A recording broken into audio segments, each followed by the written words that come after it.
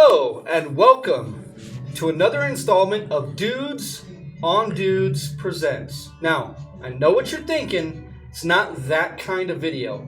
But for 5,000 likes, it could be. Nope. Today, the dudes being interviewed are our very own Vince and Paul B. Playing Gunnar and Kallith, respectively. Guys, thank you very much for joining me today. Let's have ourselves just a little conversation. I will be the interviewer today. My script here says Glorious Big Dick DM. So I didn't say it. Whoever wrote the script did. I'm just saying, okay? So... It was me. I knew it. First off, this is a question for both of you. And real simple, we've been asking everybody this question. What got you into D&D? What was those first tentative baby steps into this vast world of role-playing? Well, for me, I know years ago I had a friend, Joe, and he occasionally watches these videos, who got me started on Vampire the Masquerade. Very nice. Did a little bit with that, and then years later, I met you. Yes. At one of your places of work. That is correct. And when you're like, hey, let's do some D&D, and I'm like, I think it's about time. I'm noticing a theme. Apparently, I'm the linchpin of a lot of people's D&D play. That is kind of crazy to me. You are kind of charismatic. Thank you. Not getting any special treatment, though. Just so you know. Somebody wants a magical item. Right? And what about you, Vince? One of my buddies brought home the old second edition DM guide and player's handbook in the 8th grade. Said I found a game at Barnes & Noble, let's try it out. And that was it. Been playing ever since. Yeah, I mean, so now that we know what got you in. So, I mean, you've been playing, you're like the newest player of the group. And probably the newest person to Dungeons & Dragons. Yeah, but you started... And your first campaign was a 3.5-year long campaign. You know, when most people find out about that, they're going to hate you now. I know. I just want to make sure I said this on something that's going to go on YouTube to make sure people can find it, to know that, yes, this man's first experience with D&D is a 3.5-year done, a very successful campaign. Not only was it a 3.5-year campaign, it actually had a good plot and engaging characters. It didn't turn into a Benny Hill skit. Exactly. It wasn't the search for the Holy Grail. We kill every shopkeeper. I would like to give credit to David over here for being a great storyteller and all of that.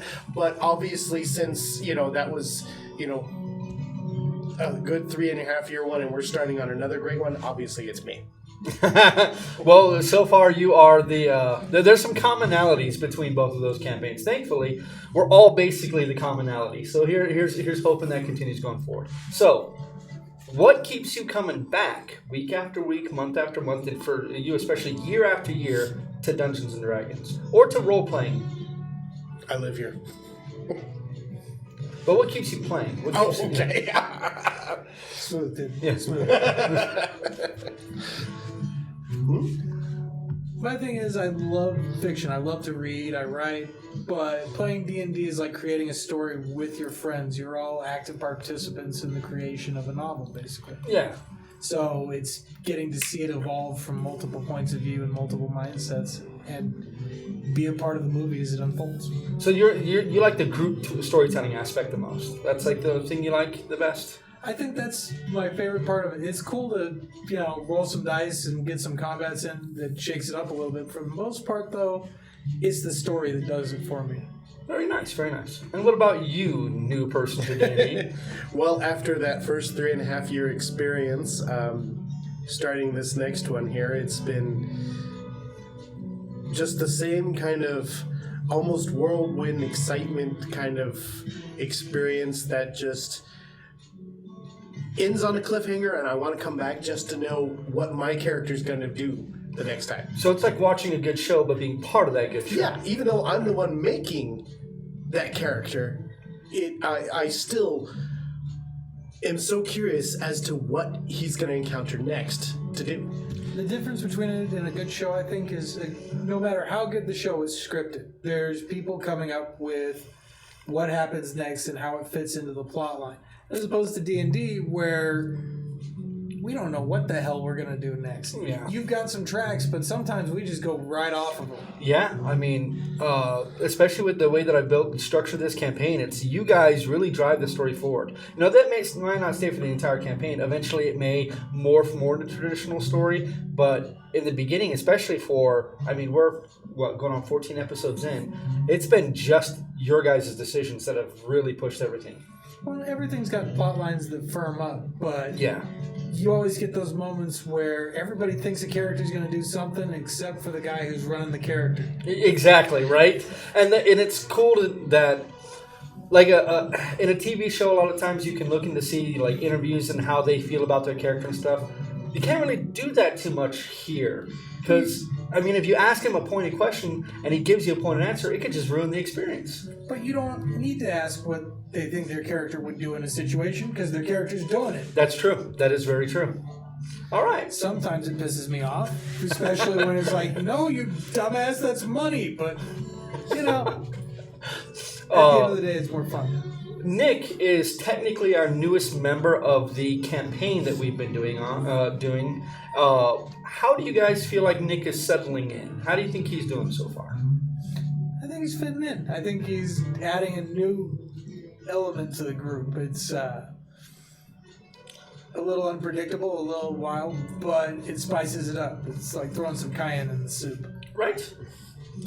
I've definitely seen him grow since he first joined us, and his new character, though being a challenging one for him, has definitely, as he said, add spice to it. That it's enjoyable. It changes it so much. While we're on that train of thought, what did you think of the Darius/Draven reveal? It was a big shock. I didn't think there was going to be two characters in one. I think it could have packed a little more punch if he had held up a little bit on it. Yeah, it may have been a little too early, but it was still a great reveal. Yeah. What about you? Well, I was surprised. It was surprised and shocked. I'm still not even sure how to fully take in what's going on with it. As you see with Kallith, who's still kind of like, I'm not sure which one you are or what to do and which one. Yeah. So, if you guys don't know, our DM does this thing that is just a monumental pain in my ass, and it's also an incredible experience. We never know what the other people are playing before we sit down at the table and play it. Yeah. I like people rolling up their characters in a vacuum. Yeah, you wouldn't let us discuss it with any of them. No. You get other groups where they're like, okay, I'm playing the fighter, oh, I'm playing the cleric, oh, I'm playing this. And they build for synergy, and we sit down and we're like, no synergy whatsoever. I'm going to come up with a cool idea and see if it works or falls flat. Well, I think to me, the reason I do that is because it takes the pressure off of you guys who are trying to build that, the Fellowship of the Ring, or, Tanis and Sturm and gang, and it really builds that of no, you build your character and you find a place for your character in that group. As opposed to, well, we need a cleric, we need a wizard, we need a fighter, we need a rogue, no, I'm honestly surprised because last campaign we had no healers.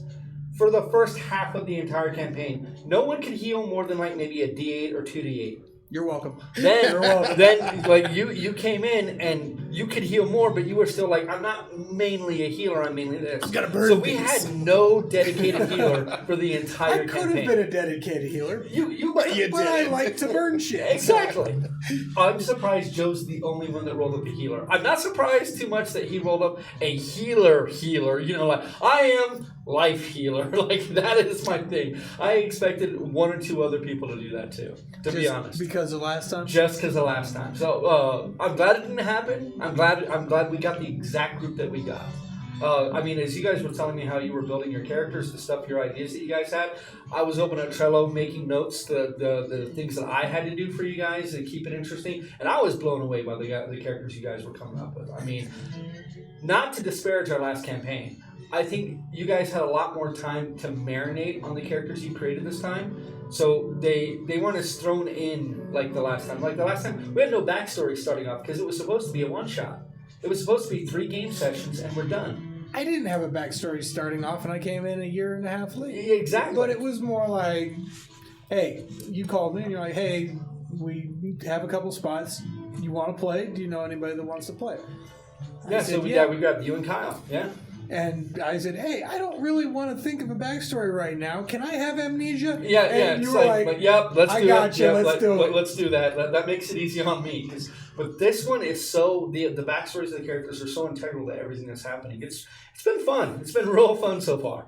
Okay, so we don't get too bogged down on that. Let me ask you guys the next question. So Gunnar, or Vince, I should say, Gunnar seems to be the exact opposite of Flynn. While Flynn was suave and charismatic, Gunnar seems to be like a man who treats, he's a hammer and everything else is a nail. What inspired you to do that? I've played a lot of campaigns with you, and usually I end up playing the face or the party leader. I end up being the suave, charismatic dude, and I was, you know what? I'm going to take a change of pace. I'm going to be an asshole. Yeah. I am going to, that is going to be the key personality trait that I'm going to build everything around.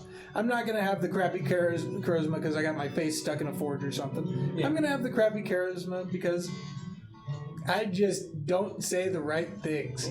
Never. It seemed like a new and interesting role-playing challenge for me. I'm used to talking my way out of problems with D&D. Yeah. Even referencing a really old campaign, Torian would talk his way out of problems more often than he would break things. Yeah, I mean, Torian definitely, he loved to throw down and fight, but if he could talk his way out, I mean, but that was part of his upbringing too. Yeah. You know, since he was it a was noble part of the birth. backstory. Yeah. But I like that. I like seeing that you have a character who's built on combat. I mean, he is a combat powerhouse when he gets stuck in. But you're trying to talk your way out of most of your problems. I mean, not a lot of people would do that in D&D. They're like, well, I'm a barbarian. I want to rage every combat. And I want to, every round I want to kill people. But this group is like, yeah, we have a lot of combat stuff. I don't want to fight. My character was part of the war. I've seen enough fighting, Like, I want to try to talk my way out of things. Which to me is much more realistic, too. So you guys are taking a more realistic approach to every problem you guys come up to. I mean, even with the standoff. You guys escalated, then immediately de-escalated, and then it was re-escalated, but you guys attempted to okay, hold on, let's get on better footing. And you guys did. Because who knows, if you guys had pushed early on, you guys may have been fighting the captain and the 2 other guys and the latch gun person. I mean, when you think about that fight, only 4 people turned against you. It could have been 7 or 8. It makes sense. And yeah. I was thinking of it more from that realistic point of view. Gunnar obviously has a problem with slavers. Oh, yeah. But he didn't know that the rest of them were slavers, so he was taking care of the one he knew had a problem with, and that was going to be it. Exactly. He didn't want to pick a fight with all of them, just that one. So, same thing to you. Similar question to you. You played Perry last campaign, which was very much a womanizer, very much a roustabout, love to party, all that stuff. Especially love the women. Mm-hmm. What made you decide to build Kallith, who is the exact opposite of that character? Well, really, I wanted to, challenge my ability to play a character that I have never played before in any kind of role-playing game. I wanted to make, essentially a political character, and with absolutely no combat skill. Perry, he could, across the map, even farther than you would make it, he could hit things. Yes. And with sometimes vicious results. Yeah, you were great in combat as long as your dice didn't abandon you. Right? Yeah. If I rolled a 20, I've laid some people out. And then Kallith, who Darius took him out from full health in one hit. Knocked him out. Yeah. Kallith is very much a not combat character. And I'm like, you know what? Well, I've noticed that you have role-played a lot, that you're like, okay, you guys can go in, I'll stay back. And they're like, nah, come on. We could use you. But you're the one that's always the first to go hey, I'll stay. Well, first off, because, he's got a little bit more combat ability since he's leveled up a little, but yeah, as you said before, seeing the war doesn't want to really engage in it, kind of, really much of the dirtiness of war. It's more the backdoor kind of dirtiness. Yeah. Not that kind of backdoor. I didn't say anything. Well, he definitely seems like he's not a poonhound. Like, he's had some opportunities to really push it, and he's never the aggressor, and he's always backed off of the situation. Well, you kind of, gave me some influence on that. I have to admit, when you mentioned, one of your characters that you love to play, Finnis. Yes. And you've mentioned every time everyone plays a bard that they're always like a poonhound or something. Yeah. I wanted to do exactly the opposite of that. Like, someone who, yeah, sure, if it's worth something to him, he'll engage in the down and dirty with someone. Otherwise, no interest. No interest. Okay. That's kind of what I was pulling out of it, man. It looks like you're playing a politician, and Yeah. if there's no political benefit in it, you're not going to do it. You're not going to skip what could benefit you in the long run for that short-term gratification. Yeah, see, and I like that. That's been interesting. And we have a lot of contradictory people sitting around the table, like, with their classes. One of the things that, I look at RPG horror stories, or I watch some other D&D thing, and not to disparage anybody, but all I hear is stories about, well, our bard was, having sex with rock creatures and dragons and this and that and this and that, And yes, I run a character, Finnis, who very much, he was trying to fuck everyone, but it was also because he could hold it over them. If he seduced a man into his bedroom, then he could hold that over that man and use it as bargaining power against them, Yeah, he was kind of a dick, but you see that so much. And it's a breath of fresh air to finally see, a bard that's not trying to fuck everything and everyone, That's good, And like, same thing with Gunnar. Like, when we started with Flynn, one of the first things Flynn did was seduce the hottest woman in the bar. Gunnar? He'd rather gamble. He flirts a bit, but he hasn't, like, I'm running to the whorehouse to get me a lay, Yeah, very much. I like that. So, wanted to ask you guys, what if you have one, and what it would be, your favorite moment of the current campaign? That's hard. There's been a bit. There has been a bit, but the one that comes to mind right now is that moment when Kallith was interrogating the guy in the jail cell. Oh yeah. And he pulls off that what's that charm spell? The charm person. Yeah, charm person, and guy spilled his beans, and you allowed me to give the opportunity to drop the spell in front of him for him to realize what he had done. Yeah. That was a pretty good scene. I did like that. And the smirk on your face really sold it to me. Like, if I could see, if I was that guy, and to see that after knowing that I just told you everything that you could have wanted to know, yeah, I would have tried to kill you too. Yeah, that makes sense to me. What about you, Vince? You got one? Or maybe even a couple. I'm not sure if I'd go with favorite moment. It's nice to see this campaign develop and see how each character has that essential moment that's part of their character. Yeah. Gunnar with the gunfight in the corral. Yes. Even though it's not a duel to the death like you see in the westerns, it's a poignant moment that the whole campaign turns on. Yes. If it goes differently, if Gunnar gets more aggressive, then that connection with the Harless brothers goes away. Yeah. You could have challenged him to a duel to the death, and maybe he accepts. Maybe you kill him, and then the whole Harless brother, any advantage that could have been gained from having him on our side is gone. It's gone. Yep. Any disadvantage from them existing is gone. Everybody's got that point where they affected the complexity of the plot. Yes. It's not your typical campaign where the story drives the characters. It's the characters drive the story. Yeah. I really worked hard to try to do that with this campaign. Because I'm really used to running epic fantasy. I really am. Dragonlance, like, man, running stories like that are fantastic. You know, you're kind of on rails, but you don't feel like you have choice. You know, but the story is definitely going in a particular direction. This one, the direction is where your characters happen to be going. I love that. I love that idea. And to kind of tag on to that a little, and something that you said earlier, I definitely think that as a whole, we are playing this smarter than we did the last campaign. Yes, which I did say in the beginning of, like, this is going to be a world more of the consequences of your actions mattering more for all aspects because of the style of campaign it was going to be, but also because, like I said, if you go walk around and just start shooting people, well, Wolverith is going to take you down. I mean, you guys have had an inkling of how powerful Wolverith is. Maybe he may not be a person you want to mess with right now.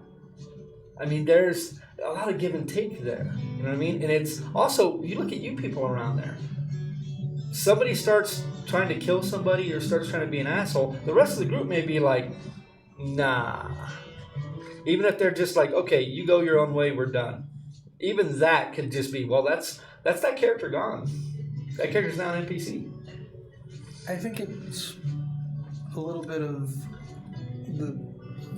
the tension between the characters adds a certain depth to the campaign. It's not your usual high fantasy where we're all best friends from the beginning. I just met you, but I'm laying down my life. Yeah, oh, man. Like Legolas and Gimli having that beef for about 10 minutes, and then, like, we're best friends, you know, like, Yeah, we're the two best friends. Yeah. Man, It's more of the Draven loses it, knocks out Kallith, then Gunnar shoots him. Yeah, Gunnar shoots him. He rushes Gunnar. Gunnar takes him down. Like, that's a real, and very, very easily it could have just been, you know, your liability. Click. But it's that understanding I don't need this right now. Yeah, it just ended. But you guys are collectively as a group going like, we've been to war. We've seen shit like this. We're willing to give a second chance. Like, you explained it to us, okay, but we're watching you. We're in a bad spot. We could use you more than we could, you know, afford another corpse and one less bullet. So, yeah. But you're going in front. Yeah, exactly. And he did. And if anything, I think he's pretty much proved himself. Even Draven a bit was there. Though Draven, the situation as it stands is slowly changing. I don't know if you guys have noticed. But it will evolve. And like all of your characters, you guys will evolve. Like, I've been particularly fond of how your character has bonded with various people. Like, you have the thing with Kallith, we call him Hat Rack. You know? Stuff like that. The stuff with Cheer. The stuff with Dakin. You know, always calling him a holy man. Always really focusing in on that. You know, that's been interesting to me. That's been fun. How your character is slowly, very slowly, starting to bond with the people around him. It's not just, we're best friends now. Like, we've been through two things. Like, I've been shot at the same time you were there. Come on, let's go, buddy. Nah, that's not. You guys are still kind of like, I trust you, but I don't trust you enough to know my backstory. The way I look at it is the character's a hard man. He's been through some really awful stuff. A dude like that's not going to trust you just because you were in one gunfight. He might start trusting you after some serious changes in it, but it needs that repetition, that track record before the trust evolves. Oh, yeah. It's like, okay, you can handle yourself. Still don't know if I like you, but you can handle yourself. Yeah. There's respect already, but respect doesn't mean you like the person. Yeah. Okay. There's some respect. There's some I can work with you, but the trust and the affection not there comes yet. slower. Yeah, a lot slower. Okay, so real quick, this is a great opportunity for us to have you both ask any questions you want of each other. Avoid spoilers. You know, second level is a thing. So, is there any questions you guys had for each other or for me that I can answer? Well, just I guess to phrase it in the form of a question, what you mentioned before about the tension between the characters, I know it's been so thick that I've had to go afterwards and speak with the other players, be like, we cool? Personally? Right? Yeah. Has anyone else felt that way? No, every game I have a conflict with another character in character, I make sure I talk to the player afterward and be like, hey, that was Gunnar. That's not me. We're good, right, bro? Well, it's like the time when we had the cameras shut off and Sonya immediately turned to Schulte and was like, "It's not me, okay? It's the character. Like, I love you. Know how much I love you, man. Like, I'm sorry, but it's believable. You know, the way that you guys are doing it. There's times when I'm watching, I'm like, you look like you're upset, but then I see you afterwards, and I'm like, oh no, we're not actors. We're not Critical Role. You know, we're not. None of us have theater backgrounds. Maybe a little bit, but not really. You know." But I think we've been doing a pretty good job. You know, you guys have definitely been making it believable. I think part of it is we're not actors, so we're emotionally invested in a creation. Yeah. So we're kind of taking on the perceptions of that creation. It's not like an actor where he's like, okay, this is job number 412. Yeah, that's true too. This is something unique and special to us, which lets us bring more to it. And I do feel like it is unique and special. I will ask one more question though. And this is just off the top of my head right now. Do you think, and be honest, adding the cameras to the game has been a detriment or a boon? I think it's been a boon. I think that it definitely to me it forces me in a way to immerse myself into the character more. If it wasn't, sorry. No, go ahead. If it wasn't for the cameras, I wouldn't bother to take an accent. I wouldn't bother to try and focus on what you tell me to do. I'd probably be on my phone most of the time, you know. But yeah, no, like it focuses me on to the story and my character in a way that I don't think that I couldn't have done without the cameras. Right. I think it's good for the game. I see sometimes it's like, damn, I wish I could check my email right now. Yeah. But when I think about it, I'd rather stay with the story and see what's going on. Yeah. So it really helps bring it into focus. It's, you know me, I always did the accents. I always really tried to stick with the character. But it gives it just a little bit of an extra edge to it. That little bit more. It's just that little nudge to like maybe try just a little more to see what you can do. Yeah. Yeah. I think it, like for me, it's made me step up my game a lot. Like just narration, try not for me not to hum, you know, when I'm speaking. Yeah, the filler words have kind of faded out. Yeah, exactly. I'm trying so hard to do that stuff. I find myself listening to Idea, you know, in between game sessions, trying to learn different accents, trying to make the character sound unique. So when I speak as a character, you guys go, oh, I know who that character is. I'm not Travis Wellingham. I'm not Matt Mercer. I'm not a voice actor. I'm never going to be able to be a voice actor. I'm not good enough. Not even close. But when I see you guys recognize a character, as soon as I open the mouth, without having to introduce the character, I'm like, that's great. That makes me feel fantastic. It's like, yes, that is awesome. I love that. I think the other part that the cameras add is it lets us be better characters.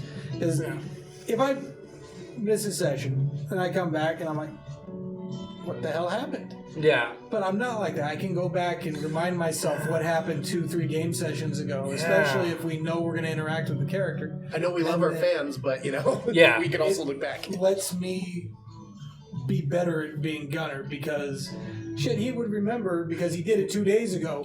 I'm not remembering because it was it 2 happened weeks 2 ago. weeks ago. Yeah, exactly. That it is even. We've talked about this a lot. Like the what we want to do is we're a bunch of friends playing D&D, and there just happen to be cameras around. Like we're not trying to be the next Critical Role. We're not trying to be dice camera action. We're not trying to be Force Grey. If that happens, that's a great byproduct. But what we want to be able to do is this is something that I get to listen to your guys' jokes that I miss when I'm busy at work back here. If I say something or I describe a character a certain way and I forgot, I didn't jot a note down, I can go back and look. That has been so helpful. It's the best histories ever. Like, we don't have to have a guy sitting here, a historian taking notes on every single session, and me relying on that person going like, so what the hell did I say? Oh, I can't even remember. Can you remember what happened? Nah, we got it right here. Like when we had it in the Torian campaign, where we had a politician whose last name was what's his name, because I could not remember his name, so it just got to the point where we just called him what's his name.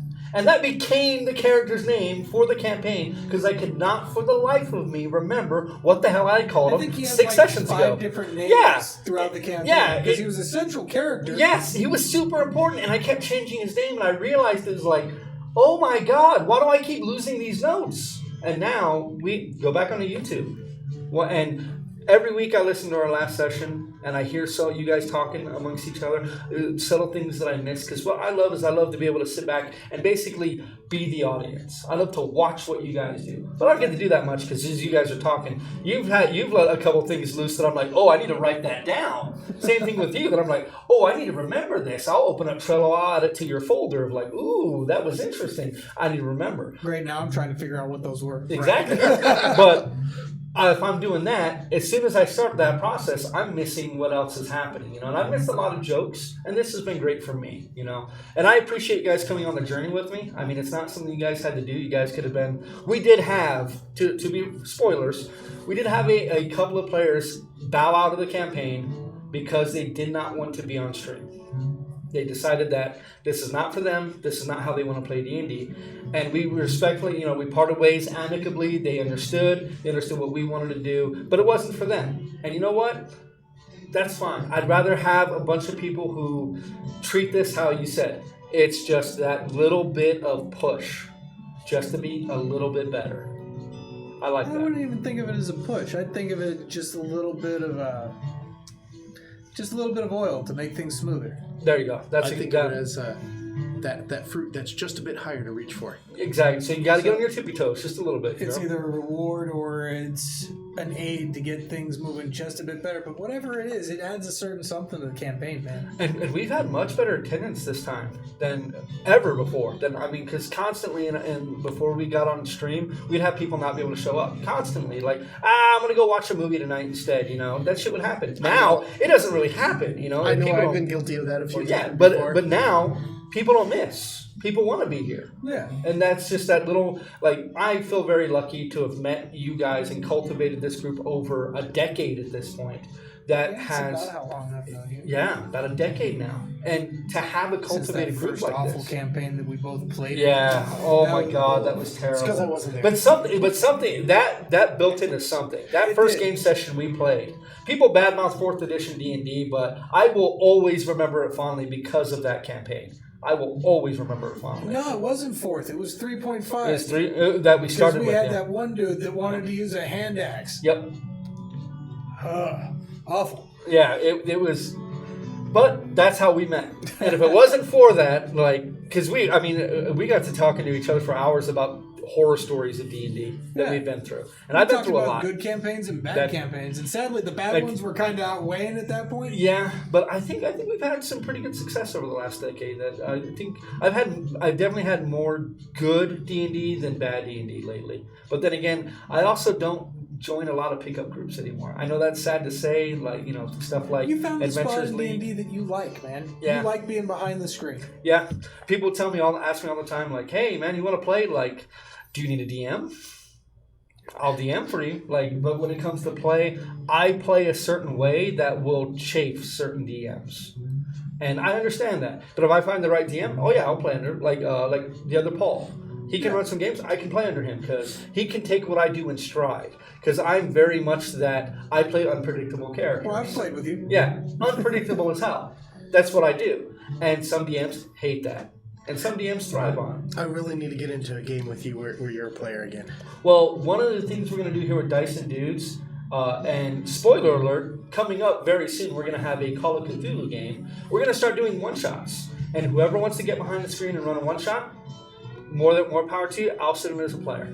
I'll talk to you off camera about that. Yeah, it's an opportunity for us to explore various systems and for me to take a break and just have some more variety out there for the people. Obviously, the Guns Overall is not going anywhere like that. I think we all have a tethered love to that. I might punch you. You're my boy, but if you kill this campaign, I might punch you. Oh, no. As far as I'm concerned, unless you guys just basically drop grenades at your feet, there is no rocks fall, everybody dies. No, that's not happening. So, last chance. Any questions for myself or each other? You got any questions for me, man? That he could actually answer. Oh, if you ask a question that I'm not going to answer, I'm just going to be like, nope. Yep. Why are you so tough on Kallith?